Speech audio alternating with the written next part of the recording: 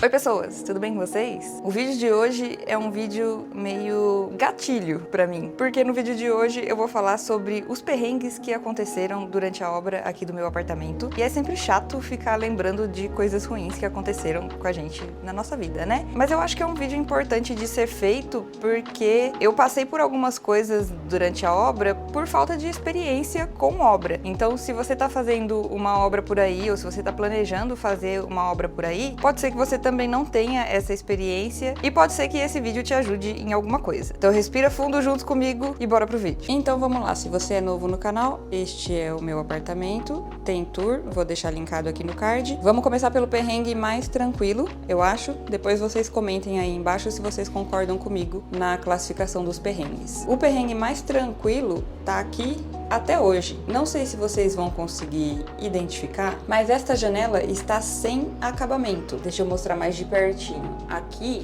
ó, tá vendo? Isso daqui é o que tá segurando a janela presa na parede. O que aconteceu? Essa parede, ela era revestida, essa parede e estas paredes aqui do fundo, elas eram todas revestidas de azulejo e a gente mandou tirar. E aí, para tirar os azulejos e fazer o acabamento em gesso que foi feito nessas paredes, eles tiraram a bordinha da janela e tiraram esses parafusinhos. Tem um nome para isso daqui, mas eu não lembro mais qual que é o nome. Mas eles tiraram isso daqui, fizeram todo o acabamento e aí, de alguma forma, o acabamento da janela foi embora junto com a caçamba de entulho da obra. E a gente só percebeu, só descobriu isso quando o apartamento já estava pronto e o pessoal veio fazer a limpeza de obra e uma das meninas quase caiu da janela. Isso não parece um perrengue muito básico, é que eu exagerei. Ela não quase caiu da janela, mas ela foi limpar a janela e a janela soltou na mão dela, porque ela não estava presa na parede, ela só estava encostada, encaixada. Então a gente entrou em contato com o rapaz da manutenção do prédio, ele veio dar uma olhada e aí ele informou pra gente que a janela estava sem o acabamento e ele conseguiu pra gente essas pecinhas que a gente colocou de volta no lugar. Tá vendo lá em cima também? Que a gente colocou de volta no lugar, mas a borda da janela a gente não comprou de volta até hoje e ela tá assim.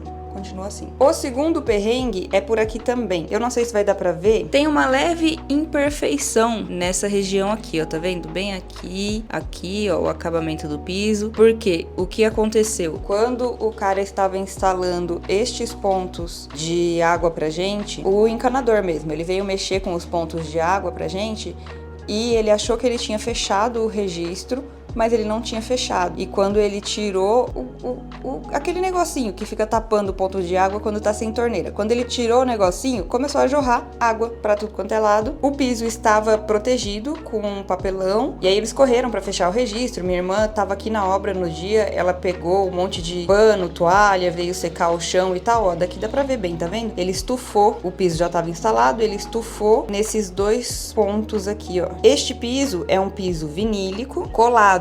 Ela é uma régua bem fininha, é uma régua de 2 milímetros, se eu não me engano, 2, 3 milímetros. E eu tenho sobra do piso guardada para esses casos, né? Para se acontecesse alguma coisa, a gente poder fazer a manutenção. Mas o cara que instalou o piso disse que se ele tirar essa régua, é possível que descolem as réguas do lado junto. E aí eu teria que acabar trocando uma área muito maior de piso para resolver só isso daqui. O curioso é que tinham me informado que o piso colado era mais fácil de fazer manutenção do que o piso clicado, porque o clicado ele faz o encaixe de uma peça com a outra, e aí se der problema numa peça, você tem que tirar toda uma fileira ou todo um pedaço para poder substituir. E o colado seria só passar o estilete em volta da peça e retirar essa peça e colocar outra peça no lugar. Mas não foi isso o que o cara, quem instalou o piso para mim, disse quando eu entrei em contato para fazer essa substituição aqui. Se ele falou a verdade ou se ele só não quis fazer a substituição pra mim, não sei, nunca saberei. Talvez um dia eu entre em contato com outra pessoa pra resolver isso, mas como fica aqui na área da lavanderia, é uma área que a gente não vê, né, do resto do apartamento, também tá assim até hoje. Eu já comentei no vídeo dos erros da cozinha a questão da base aqui, que foi construída um pouquinho maior do que deveria pro tamanho do nicho da máquina, então eu não vou entrar em detalhes. Se você quiser saber do que eu tô falando, vai lá assistir o vídeo dos erros da cozinha. Se você quiser saber o que é essa bagunça aqui,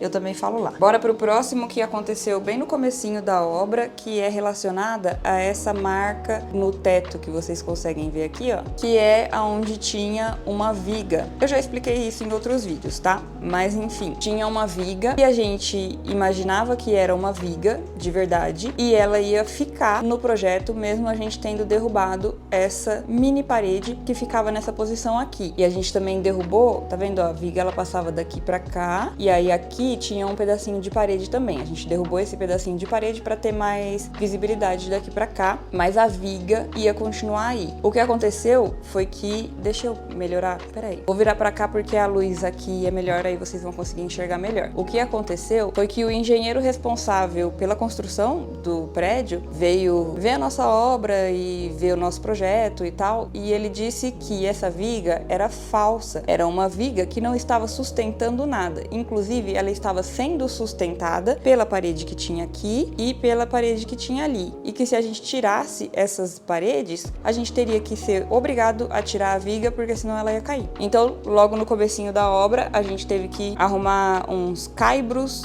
para poder sustentar a viga, enquanto a gente tirava as paredes, a gente como se eu tivesse aqui, né? Enfim.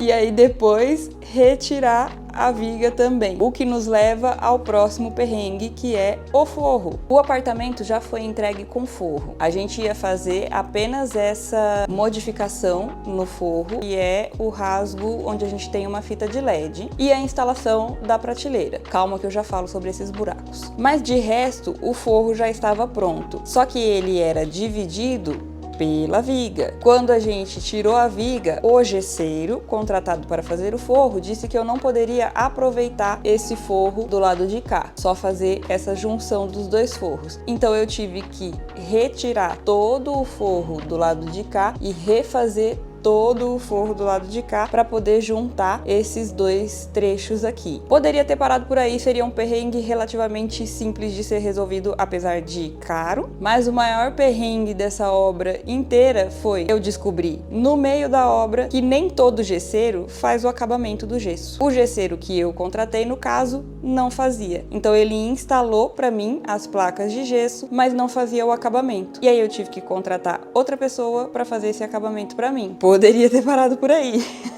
Eu tô rindo de desespero, só de lembrar.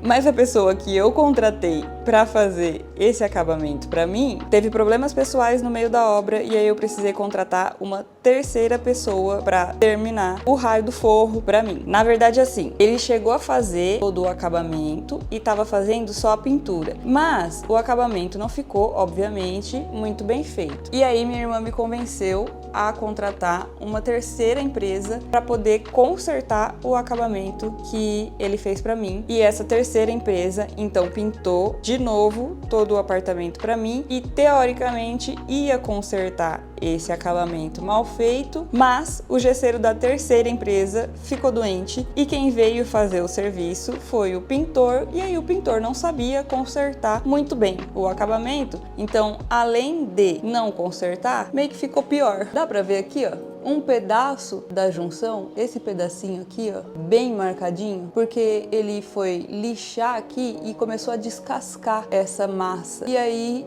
ela ficou assim mesmo. Ele deixou assim mesmo. Então esse pedaço tá muito grosso e por isso tá marcado, e esse pedacinho descascou e por isso tá marcado. E é assim que o meu forro ficou, dessa forma. Mas pelo menos agora eu consigo mostrar pra vocês aonde tinha uma viga e uma parede. E aí, pra finalizar, vamos falar desses furos. Se você já assistiu os outros vídeos do canal, você sabe que aqui a gente tinha uma prateleira e que rolou um perrengue com essa prateleira na obra, que ela já foi desinstalada uma vez para ser consertada e instalada novamente. E quando ela foi desinstalada, foi por exatamente esses furos no forro. O pessoal veio, abriu o furo, desinstalou, depois veio, instalou de novo, e o cara que não era o gesseiro, que era pintor, fez o acabamento de novo desses furinhos, e agora ela foi desinstalada mais uma vez. Se você quiser saber por quê, vai ter que esperar o próximo vídeo. E é isso, eu espero que esse vídeo não tenha sido tão agoniante pra você quanto foi pra mim,